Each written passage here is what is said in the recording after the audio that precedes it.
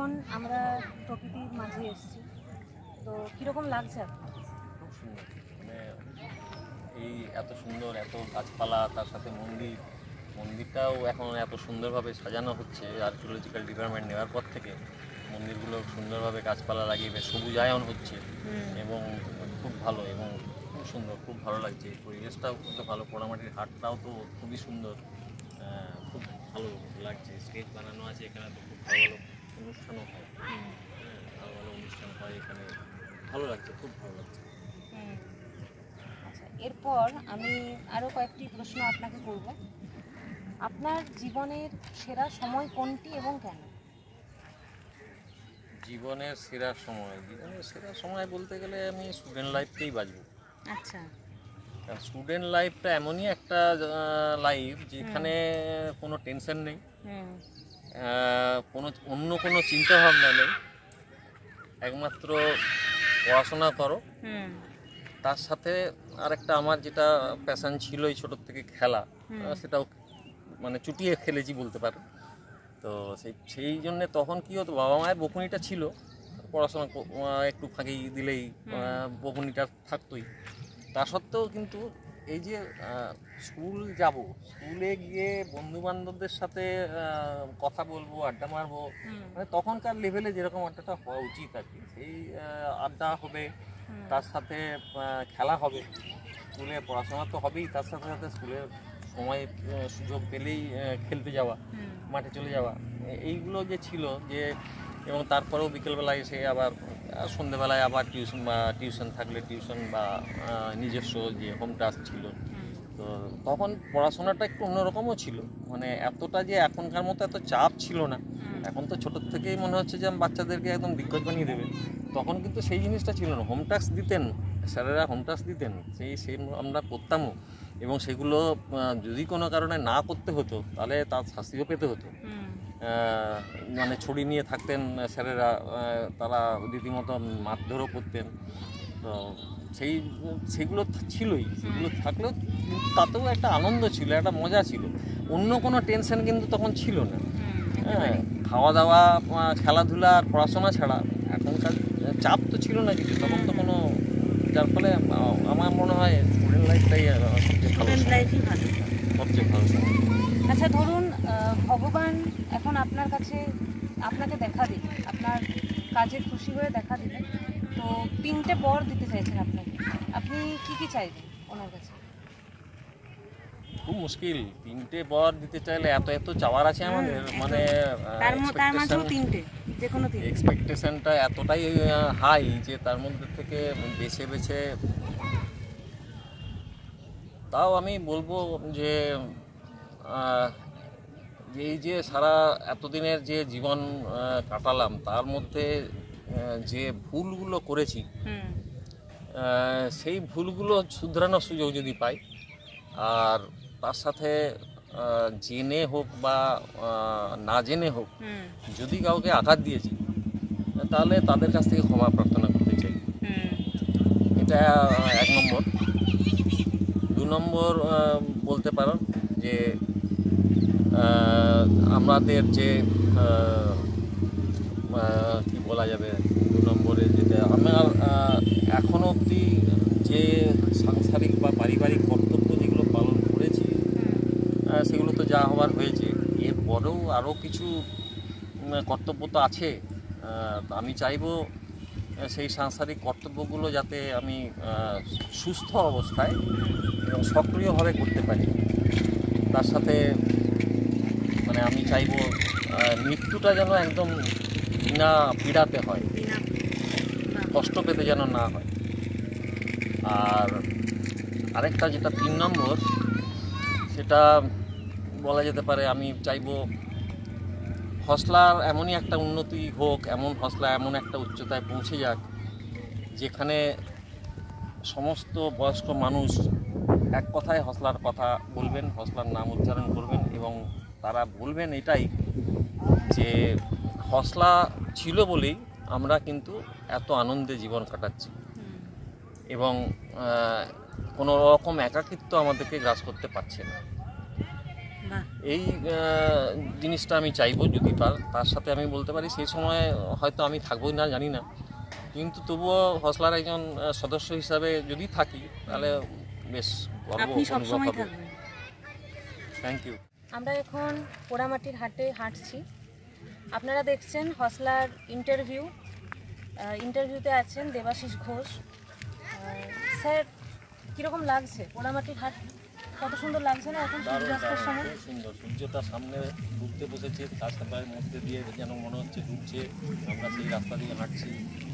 একটা সুন্দর অসাধারণ একটা একদম। পরিবেশ তৈরি এবং যে হয়েছে। যার নিজেদের কাজে ব্যস্ত, ওখানে হ্যাঁ, কেউ খেলছে, খেলছে, কেউ এখানে কেউ বসে গল্প আছেন, করছে, গল্প কেউ বই করছে। পড়ছে। হ্যাঁ, অসাধারণ পরিবেশ। সুন্দর পরিবেশটা হয়েছে। এই পরিবেশের মাঝে আমি আপনাকে যদি জিজ্ঞেস করবো, সেটি হচ্ছে যে ষড়ঋতু আপনার, যদি ভগবান আপনাকে এমন কোনো মানে বর দেন যে আপনার ষড়ঋতুর মধ্যে আপনি সবগুলোকে জিরো করে যে কোনো একটাকে রাখতে পারবেন, যেটা আপনি কন্ট্রোল করতে পারেন, তাহলে আপনি কোনটা রাখতে চাইবেন? এটাও কঠিন প্রশ্ন। ঋতু যদি ত্যাগ করতে পারতাম তাহলে তো জীবনে প্রতিষ্ঠিত হয়ে যেতাম, তাহলে তো আমি আর এই জগতে থাকতে পারতাম না, তাহলে তো আমি সন্ন্যাস জীবনে চলে যেতাম। তাও যদি বলা যায় তর্কের খাতিরে যদি বলতেই হয়, তাহলে আমি বলতে পারি, মানে যদিও এটাকে কীভাবে ডিভাইড করবো জানি না, করা যায় কিনা সেটাও জানি না। মানে বলতে চাইছি আমি যে ক্রোধ যেটা আছে, সেই ক্রোধের মধ্যে আবার দুটো আছে তো পার্ট, একটা রাগ একটা অনুরাগ। সেটা যদি আমি পাঠ করতে পারি তাহলে আমি চাইবো অনুরাগটাকে রাখতে। অনুরাগটা হচ্ছে মানে বলা যায় প্রেম বা ভালোবাসা, যেটা আমার কন্ট্রোলে থাকবে। আর আমার বিশ্বাস মানে অনুরাগের মাধ্যমে, ভালোবাসার মাধ্যমে জীবনের সমস্ত কিছুকে জয় করা যেতে পারে।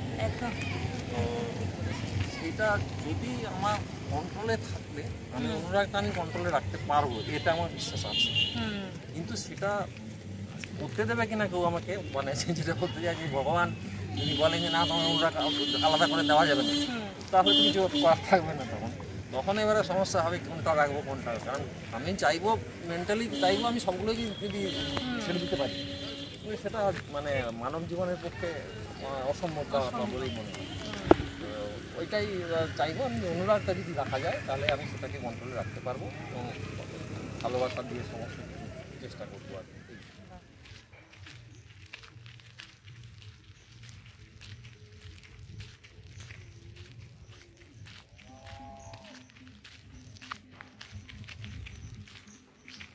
আচ্ছা, প্রকৃতির বুকে হাঁটতে হাঁটতে আমি কতগুলি র্যাপিড ফায়ার প্রশ্ন করবো আপনাকে, দেখি আপনি কি উত্তর দেন। আপনার প্রিয় গীতার শ্লোক কোনটি? আমার প্রিয় গীতার শ্লোক নবম অধ্যায়ের 4 নম্বর শ্লোক। আচ্ছা, মায়া ততম ইদম সর্বম জগৎ অব্যক্ত মূর্তিনা মৎস্নানি সর্বভূতানি ন চাহং তেউ অসু অবস্থিতা। এর পরের প্রশ্ন হচ্ছে আপনার favourite actor and actress, Bollywood Tollywood সব মিলিয়ে। ফেভারিট অ্যাক্টর আমার বলতে গেলে বলিউডে আমার অমিতাভ বচ্চন, আর অ্যাক্ট্রেস ছিল রেখা। আর বাংলায় বলতে গেলে এখনকার যদি বলি তাহলে প্রসেনজিৎ। আচ্ছা, আর কোনো অ্যাক্ট্রেস আছে? অ্যাক্ট্রেস রিসেন্ট অ্যাক্ট্রেস খুব একটা আমি সিনেমা খুব বেশি দেখা হয় না, যার ফলে মানে বলতে পারবো না এখন। বেশ। আচ্ছা, পাহাড়, সমুদ্র না জঙ্গল? পাহাড় আমার ভালো লাগে। পাহাড়ের প্রতি মোড়ে মোড়ে যেন রূপটা পাল্টায় এবং তার যে সৌন্দর্য সেটা যেন নতুনভাবে আমাদের কাছে আসে। তার সাথে পাহাড়ে কিছু জঙ্গলও থাকে, তো সেই হিসাবে জঙ্গল পাহাড় থাকলে মিলিয়ে জঙ্গলটা, এই পাহাড়টাই আমার কাছে বেশি ভালো লাগে। আচ্ছা, পরের প্রশ্ন, পরিবারের সাথে ঘুরতে যাওয়া নাকি স্কুল বন্ধুদের সাথে ঘুরতে যাওয়া, কোনটা বেশি আনন্দদায়ক? অবশ্যই একটা সময় যখন ছিল তখন বন্ধু বান্ধবদের সাথে ঘুরতে যেতেই ভালো লাগতো বেশি, কিন্তু তারপরে বলতে পারি যে পরিবারের সাথে ঘুরতে পারলেই বেশি আনন্দ পাবো। আচ্ছা, ক্রিকেট না ফুটবল? ক্রিকেট। ক্রিকেট। আচ্ছা, আমরা শেষ করব আপনাকে দিয়ে একটি গুরুত্বপূর্ণ প্রশ্ন থাকছে, সেটি হচ্ছে যে আপনি আপনার পরিবারের মা, বাবা, দিদি বা আপনার মেয়ে, আপনার স্ত্রী, এনাদের সম্পর্কে আপনি কি মেসেজ দিতে চান? এই প্রশ্নটি করেই আজকে আমরা শেষ করব। আমার বাবা গত হয়েছেন, তাই বাবাকে উদ্দেশ্য করে এখন বাবার উদ্দেশ্যে বলতে পারি, যেহেতু উনি নেই তাহলেও যিনি যা শিক্ষা আমাদের দিয়ে গেছেন, তো সেই হিসাবে তাকে শ্রদ্ধা জ্ঞাপন করি।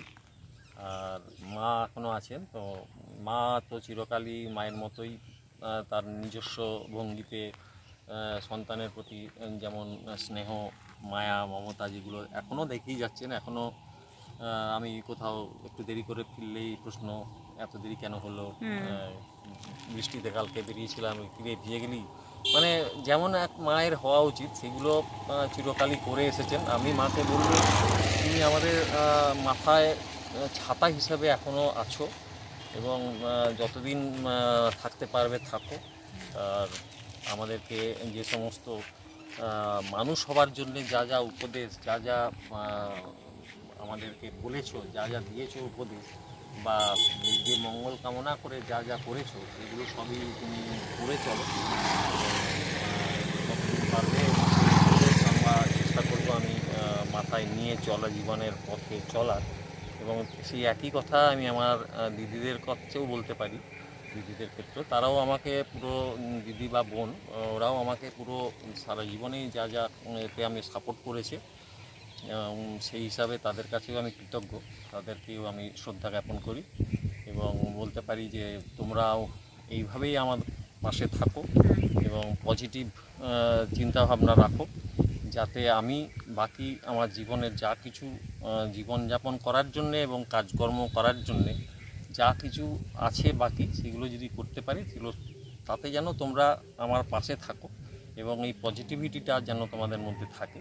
এবং আমরা যে একসাথে আছি, আমাদের মধ্যে যে বন্ডিংটা আছে, সেই বন্ডিংটা যেন কোনো সময় সেটা যেন না ছেড়ে, সেই চেষ্টাটা আমি সবাইকে করতে বলবো। এবং আমিও চেষ্টা করব আমার তরফ থেকে যতটা সম্ভব আমি সেই বন্ডিংটা রাখার। এবং আরেকটা যেটা আমার বলতে পারি আমার স্ত্রী সম্বন্ধে, আমার স্ত্রী তো আমার জীবনে অনেক পরে এসেছে, তো তারপরেও আমি বলতে পারি যে ও কিন্তু আমার যে কোনো কাজের সবচেয়ে বড় সমালোচক কিন্তু ও। কিন্তু সেই সমালোচনাটা কিন্তু সবসময় গঠনমূলক, কখনোই আমাকে মানে ইয়ে করার জন্যে করে তা নয়, তুমি খুব খারাপ করেছো মানে এই নয় যে আমি মানে করোনা আর এরকম, হ্যাঁ বলে করোনা এই জিনিসটা হয়নি, এটা ঠিকমতো হলো না, এটা এরকম হলে ভালো হতো, এইটা তুমি ভুল করেছো, এইভাবে আমাকে আমার পরে প্রতিভাই। এবং তাতে আমার কী লাভ হয়, আমি পরবর্তী ক্ষেত্রে সেই ভুলগুলো শুধরে আমি আবার পরবর্তী কাজে নামতে পারি, এগোতে পারি।